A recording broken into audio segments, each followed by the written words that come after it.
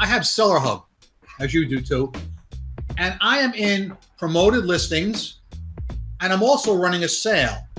So I was mystified why a person who's in promoted listings and running a 10 to 15% off sale could go this long a time without making any sales, because it has never, ever happened to me before.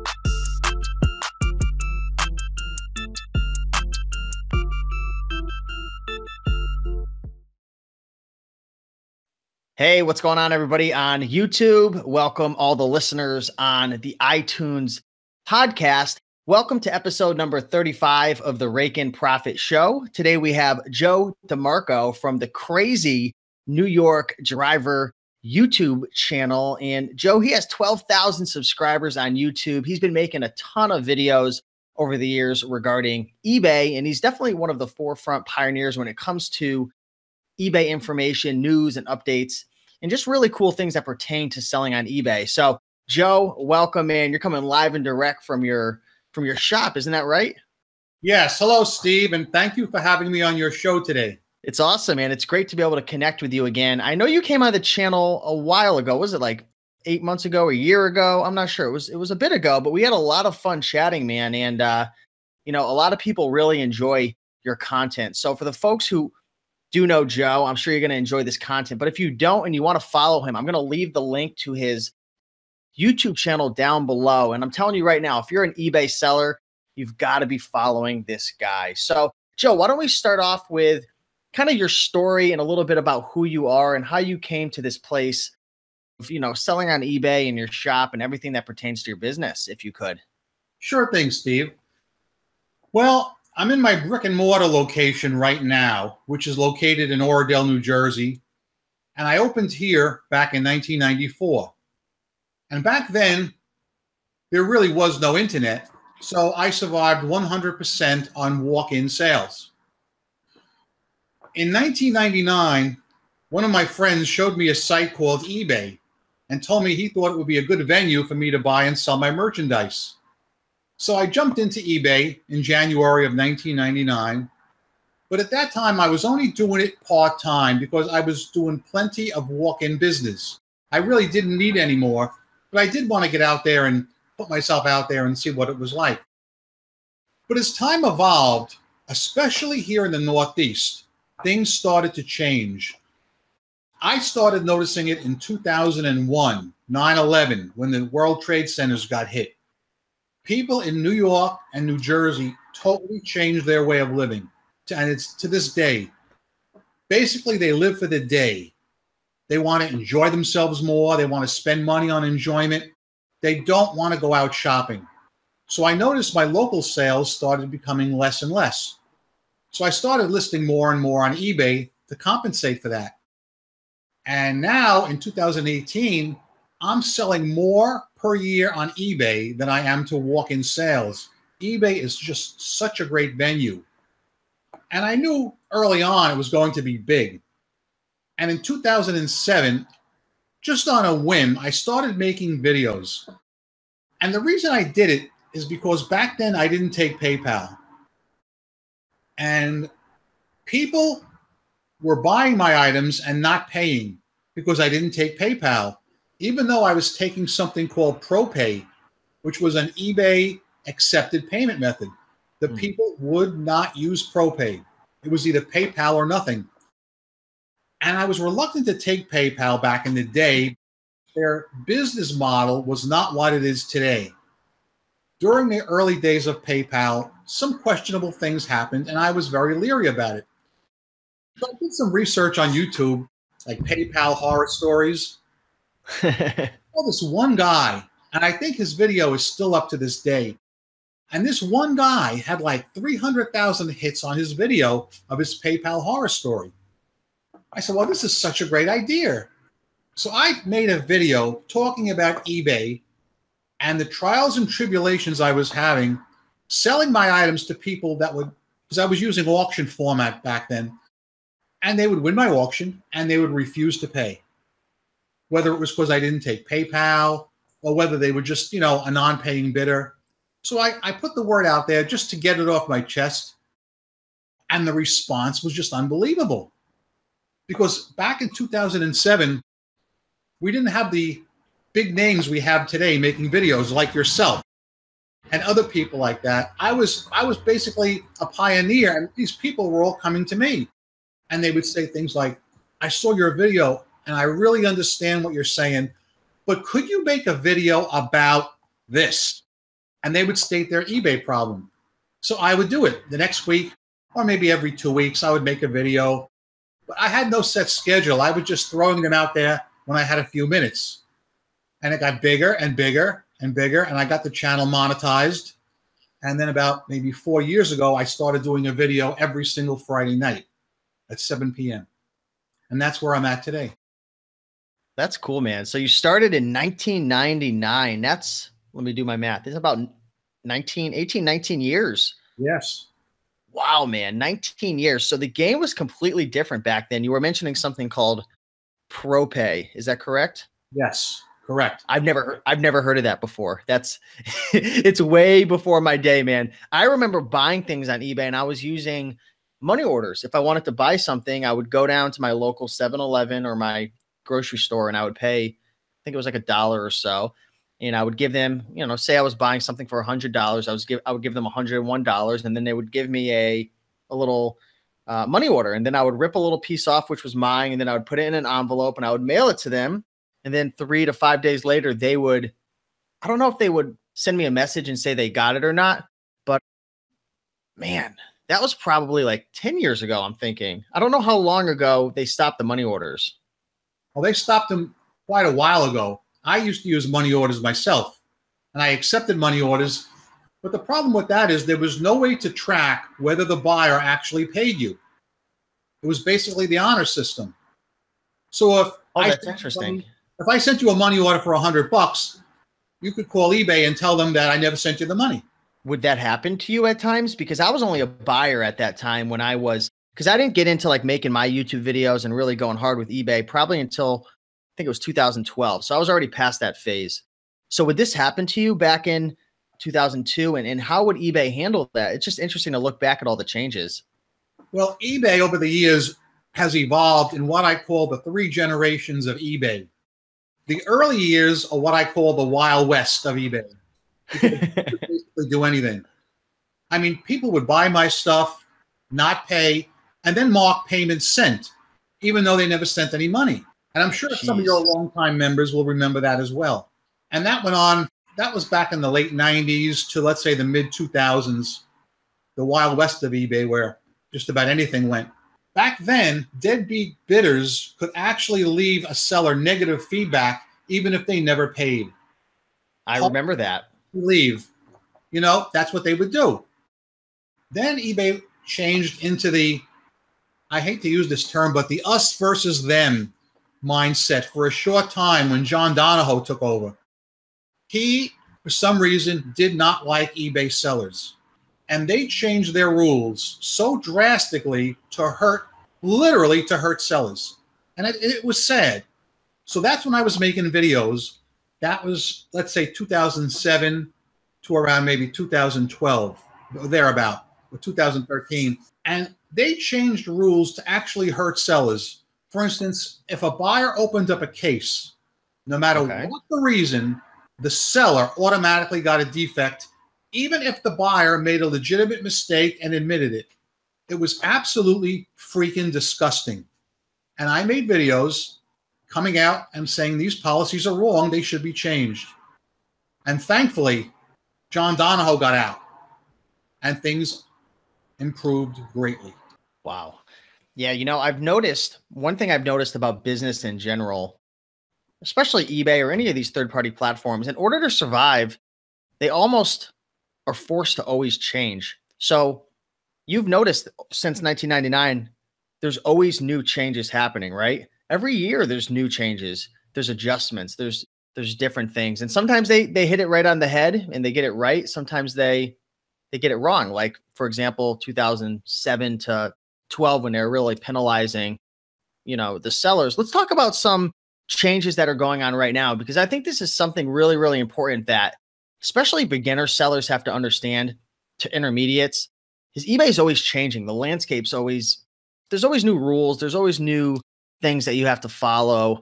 And if you try to go against it, sometimes it could really hurt you. So let's talk about some of the changes that are going on lately. Is there anything that comes to your mind when it comes to new changes with eBay over the last, maybe the last 6 months or even the last couple months? Anything come to your mind, Joe? There are several things, Steve. eBay is really pushing guaranteed delivery so that a buyer can get their item in a very timely manner. And guaranteed delivery is an optional program. You as a seller do not have to sign up to it if you don't want to. Okay. But if you do, you have two choices for guaranteed delivery. Number one is handling time, meaning if somebody buys an item from me today, which is Wednesday, I would have to ship the item out tomorrow. Okay? And I'm covered and I'm in guaranteed delivery. Then for other sellers that prefer to go this way, there's something called door-to-door, where a seller actually promises to have that item delivered to their buyer by a certain date. And I think that is very risky myself because the post office has been quite slow lately. So I would suggest any seller that is opting in to choose the handling time method and ship the next day. Yeah, because there's times when, I don't know, what would a reason be that maybe an item would get delayed an extra day or so? Well, around here, we have the worst weather in the United States. We have blizzards, we have hurricanes, we have everything here. We had a blizzard 2 weeks ago, and I couldn't even leave my house to go ship the item. And eBay doesn't care if there's a snowstorm in New York or New Jersey. Is that correct? So if you promise a specific time that you're going to ship it or a specific date that that buyer is supposed to receive it, you can't really, there's nothing you can do. If there's a snowstorm, is there anything you could do in that situation? I'm not sure. There is. The first thing I'm going to do right now is shut the door because somehow it opened up. The guy that walked out last didn't shut it tightly. But eBay protects you if you have a natural disaster in your area, such as the weather. Really? It's on record. So let's say I ship an item. I'm supposed to ship an item tomorrow, but we get a blizzard and it doesn't go out. I will get a ding, usually on my shipping metrics, but then I could call eBay and have it manually removed. Sometimes eBay ahead of time looks out for this kind of thing, but not always. So be prepared. You may have to call customer service. Interesting. So let's just say, I mean, for one item, it's not going to really kill you with a single ding, but if you have 10 to 15 items that you have to ship out and it's supposed to go out that day, that can really, really hurt your ratings if you have 15 dings hit you in a single day. So you simply just give eBay a call and you say, hey, you know, I'm in New York or I'm in Connecticut. We had a huge blizzard hit us. I wasn't actually able to ship it that day, so I shipped it the next day. And you're telling me that they'll look at their records or the weather or something and they'll verify and they will actually take that ding off of your account? They definitely will take it off as long as it's verified that you had a blizzard or a weather-related emergency in your area. I mean, you'll have to make the call. It may be a little inconvenient. I'm lucky because I was enrolled into eBay Concierge. Are you familiar with that? Can you explain to the viewers exactly what that is? eBay Concierge is a program that eBay started a while back, whereas you call a number here in the United States, and that phone call is picked up in less than a minute by somebody in the United States who understands eBay's rules and has the juice to help you. You don't get put on hold. You don't talk to somebody with an accent you can't understand. The call is quick and it's very, very authoritative. Really? See, I didn't know that. Right. Unfortunately, eBay has put a temporary cap on adding sellers to the concierge program. The reason I got inducted was because in July, I went out to Las Vegas and attended eBay Open. So anybody who attended eBay Open was brought in next. That's how I got in. But let me tell you something. It's well worth it. You've got to go this July, Steve. So the eBay Open, I was actually, to be 100% honest, I was a little jealous of some of these social media pictures and videos I saw coming out because it looked killer. And is that in San Jose? Is that correct? No, it's in Las Vegas. Oh, it's in Vegas. Oh, eBay, the eBay headquarters is in San Jose though, right? Correct. So it's in Vegas. Let's talk about that really quick because, one of my goals this year is to really travel to a lot of conferences and meet and network and learn as much as possible because I think it's so important for growth. Let's talk about the eBay Open. What is that and why should people who are listening consider going? If you're a seller on eBay, a serious seller, now I don't mean if you sell one or two things a week or whenever you feel like it, but if you're making serious coin on eBay, please do what you've got to do and go to eBay Open the end of July. It is the most fun thing you will ever do. Now, for me, I have to take a plane out of New York City and fly all the way to Vegas, and I freaking hate flying more than anything. I do it because it's well worth it. And you get to meet all the cool people that you know on Facebook or even on eBay that you don't get to meet usually. A lot of them live out west. And you get to talk directly with eBay workers and sometimes PayPal workers. And I'm not talking, entry-level positions. I'm talking the top of the line. And they listen to you. And if you have a problem, you tell them what your problem is, and they'll listen, and sometimes they'll act on it. And plus, there's a lot of fun to be had. A lot. Last year, we had to pay, I don't recall what it was. It wasn't that much, though. I think it was like a couple $100 or $100, right? It wasn't that much. I think it was around 200, but don't quote me on that.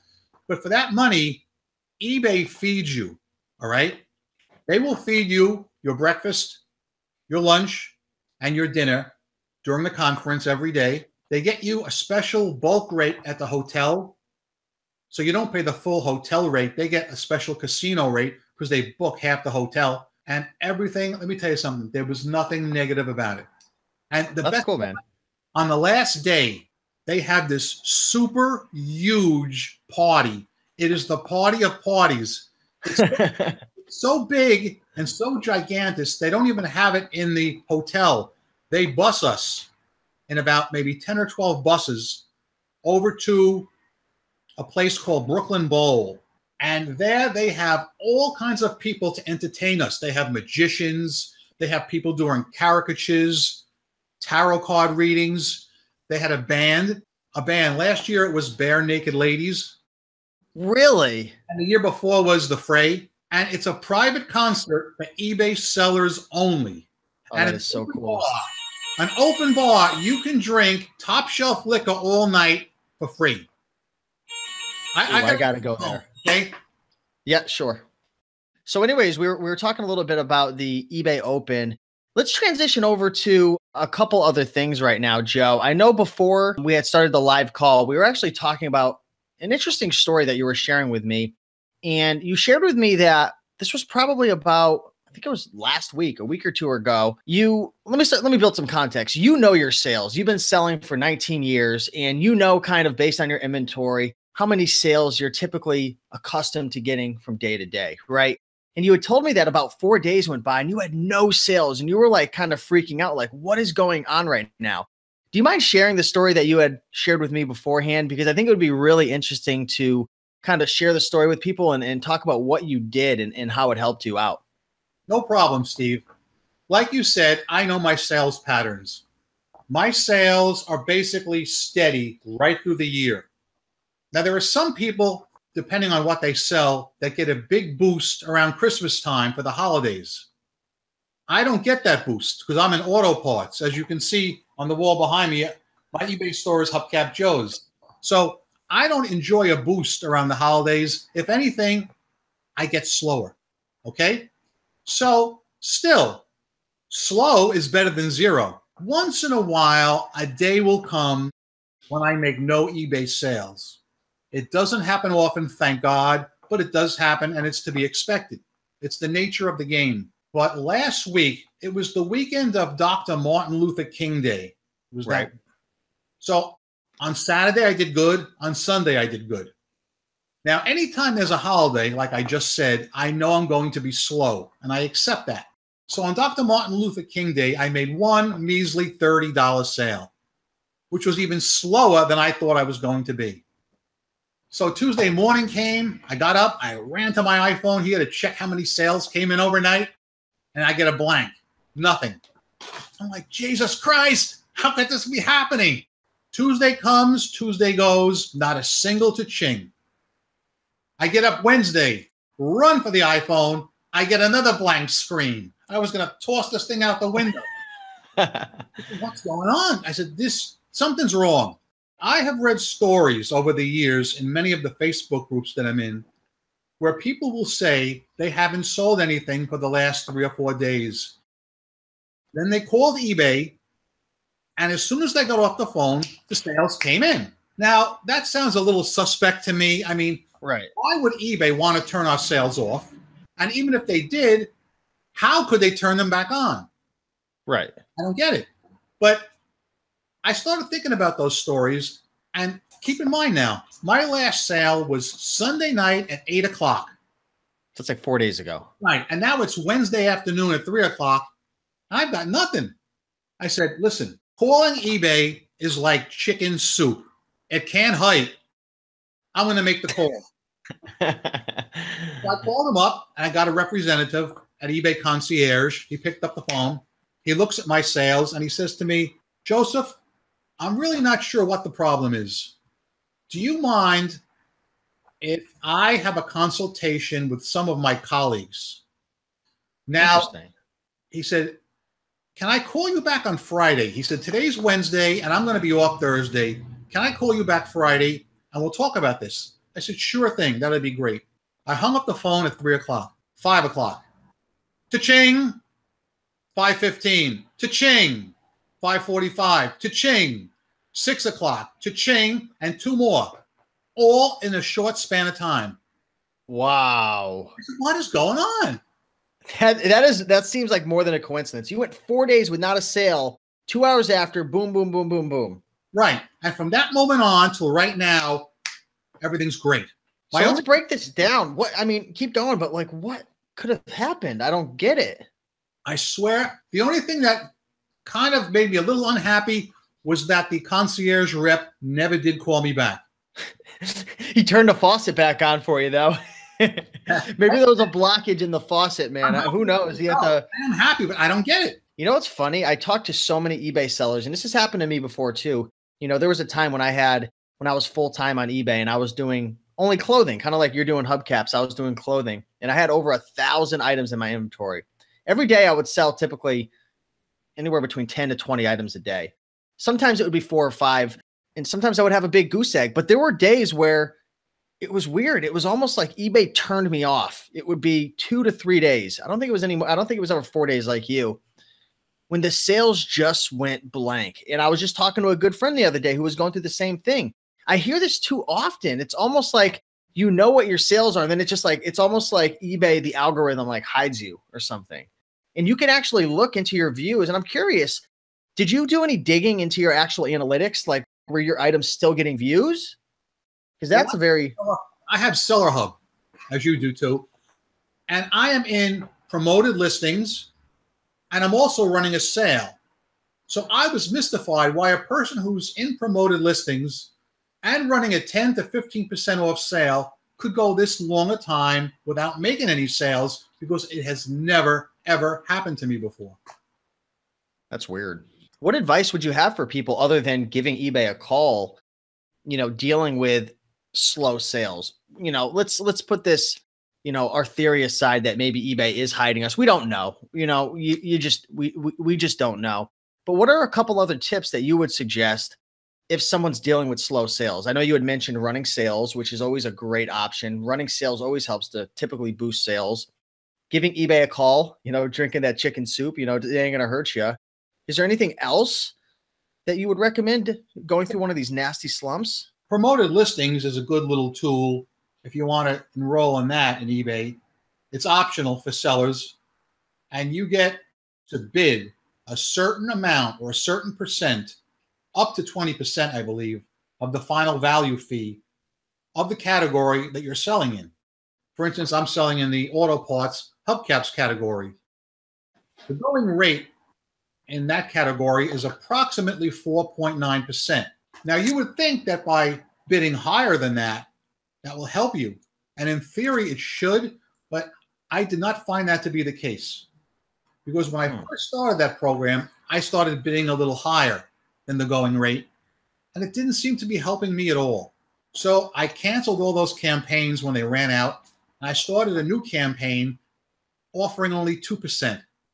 And it did just as good or better, in my opinion. So, I mean, there is no way to actually figure out what's what. Do you have to have multiple quantities in order to be able to run those sponsored ads? In the very beginning, yes, you did.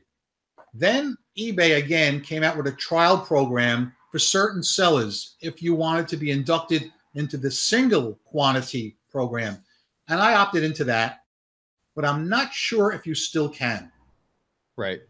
Interesting. I'll have to do some digging and let you folks know about that. But that's definitely a great option, because when you're running these sponsored ads, essentially you're bidding, like you had mentioned, a certain percentage of your final value fee. So this is an additional fee that you're going to have to pay.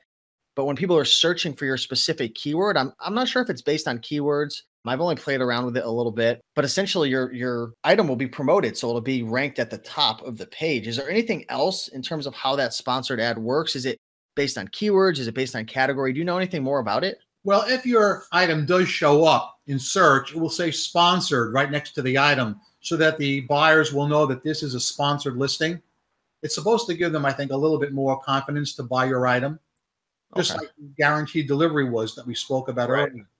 eBay wants their buyers to get the items quickly, and I don't blame them for that. I don't blame them. I'm all for it. I would ship my items immediately if I could. But there's a problem I have, and it's been hitting a lot of eBay sellers. And I want to bring this up if I may, Steve. Sure. How many of you guys watching this video right now will sell an item, let's say at 10 o'clock? You hear a ka-ching. All right, I've made a sale. 5 minutes later, message from eBay. Buyer wants to cancel an order. Now, that is something that happens to me in cycles. One of the reasons it used to happen a lot, and I mean a lot, was people would buy my item for, let's say, $50, pay me with PayPal, they're happy. Immediately, eBay would show them a screen that says, you might be interested in these items as well.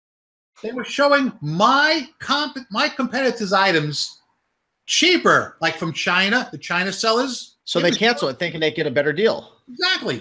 Exactly. Now, one of the reasons that was happening was because I was enrolled in the cross-promotion feature, which means eBay can show my competitors' listings under mine. So I jumped right out of that about 3 years ago, and that helped big time, really big time. But that doesn't help you at all. That essentially is that's almost eBay getting permission from you to like stab you in the back. It's true. And really what they need to do, they need to refine that program. It could be a benefit. For instance, if I'm selling a Chevy hubcap and someone buys it, then they could show related items to that car, like a Chevy bumper or a taillight or a headlight, not the same thing the customer just bought.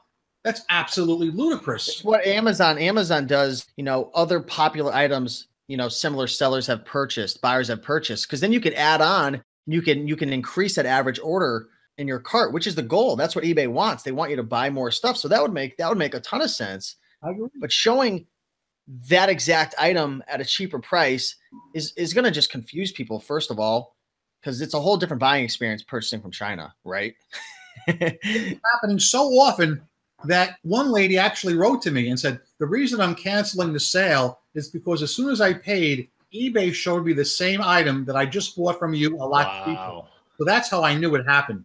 It's called the cross-promotion feature, and it's something you guys may want to opt out of. How do you get out of that? Where do you remember off the top? How can sellers opt out of that? Starting from Seller Hub, you would have to go into your Preferences tab. And from your Preferences tab, you'd scroll down, and it would be Promotions, I think, or Cross Promotions, and you'd have to click on the Edit tab on the right. That's huge. Is there any way that would benefit you? No, definitely not. Only if they had related items, then it would benefit me. Not the exact same item. So I'm staying out of that for a while. Hey, Joe, let me ask you about something that has been confusing a lot of people, and that's the new Markdown Manager, right? For the people who are listening, the Markdown Manager is essentially the tool that allows you to run sales on your eBay store. Recently, they had changed it, and there's a lot of people who are confused in terms of why they changed it, the benefits, how to use it. Do you mind talking about the Markdown Manager a little bit and share some of your insight? Okay. Well, I've been using that tool for years.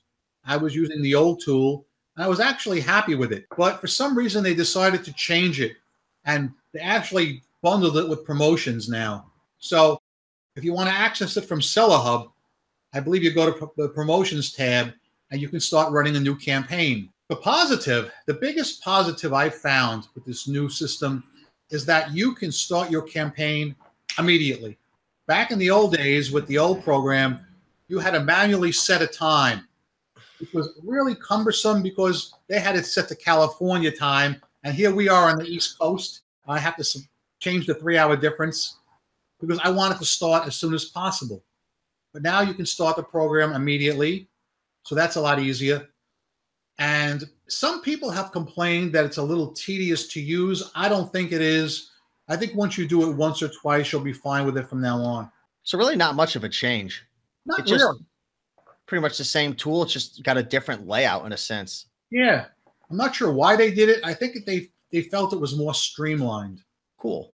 So I was looking at your YouTube channel before the show, Joe, and one of your titles had something to do with do not ever offer local pickup, something along those lines. I didn't watch the video, but I did see the title and it intrigued me, and I wanted to bring it up during this show. What was that video all about? Well, firstly, that video was several years ago, back in maybe 2008, when buyers could do things, they could abuse the system, which they cannot do now.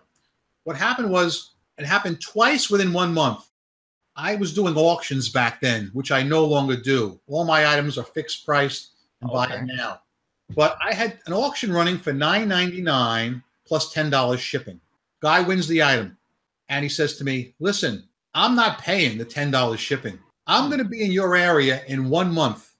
You hold it for me until I can come by your store. I said, I'm not holding anything for you.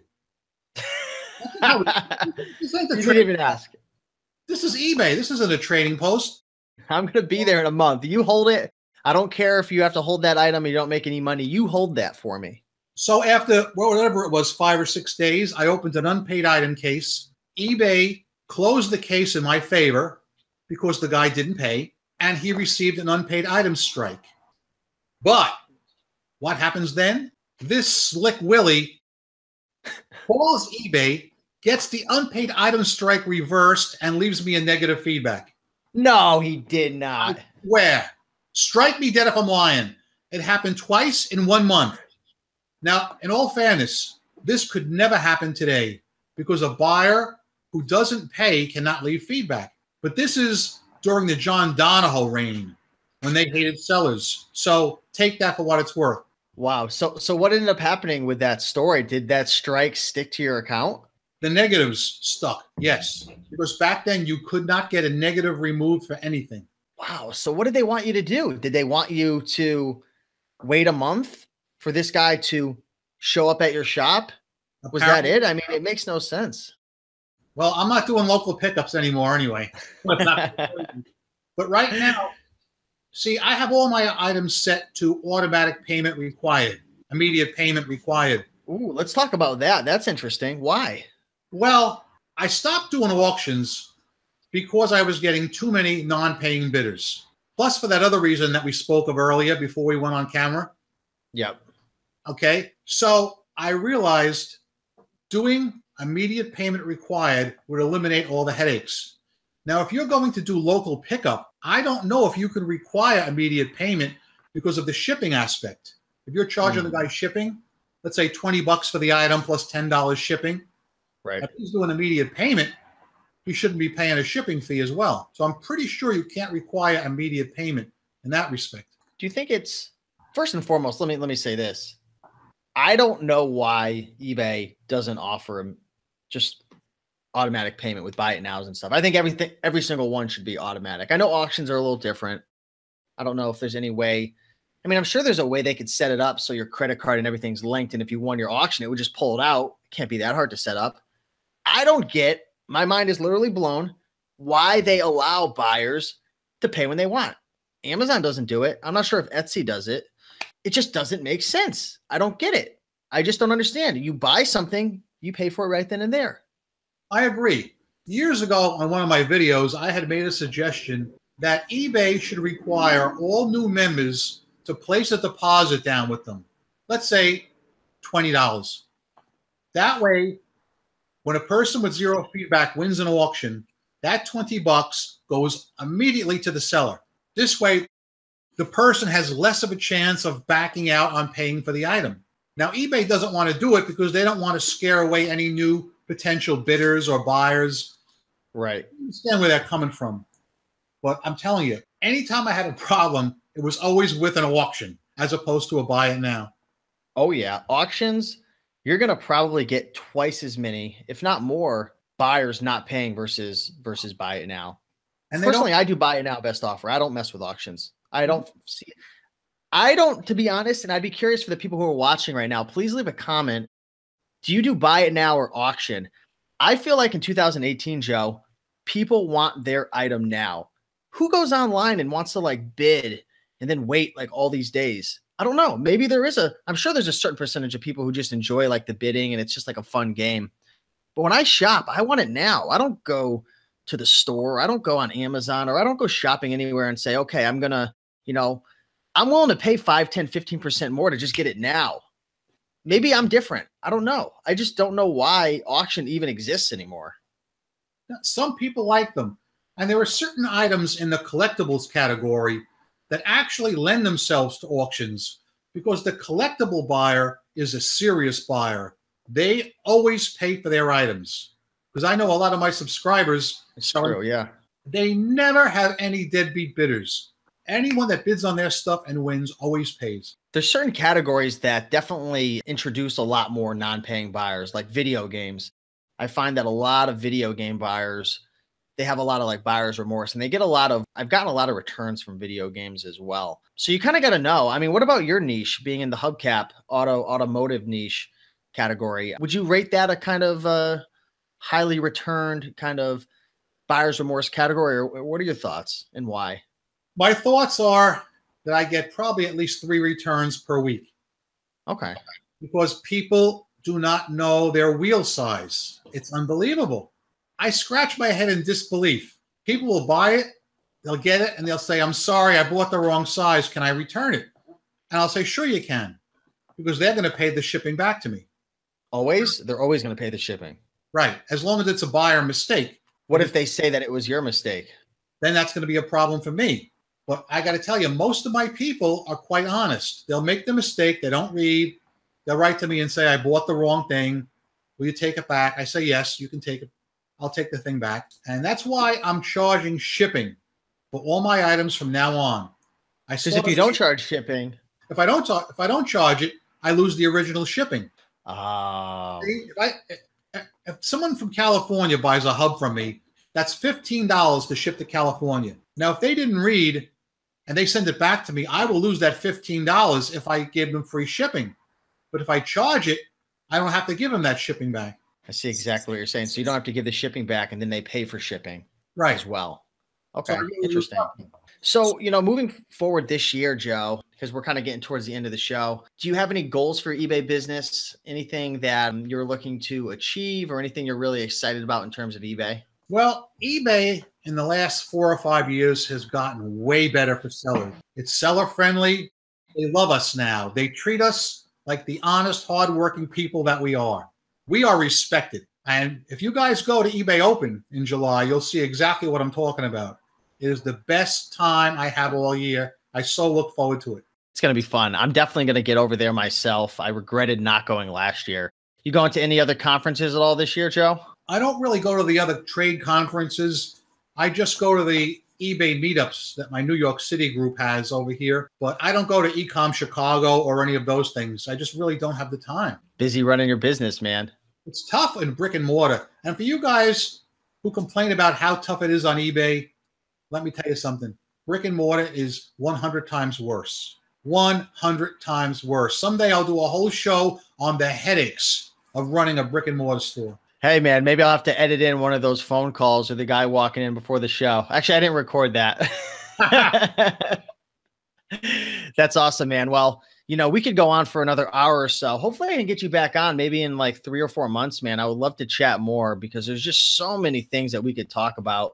But I want to try to keep these shows between 30 to 45 minutes because I know everybody is so busy working on their businesses and, you know, it's just life. You know, there's a million different things going on. But I want to thank you, Joe, for coming on. Again, if you guys enjoyed this show, go down below and they can follow your YouTube channel. What is that, Joe?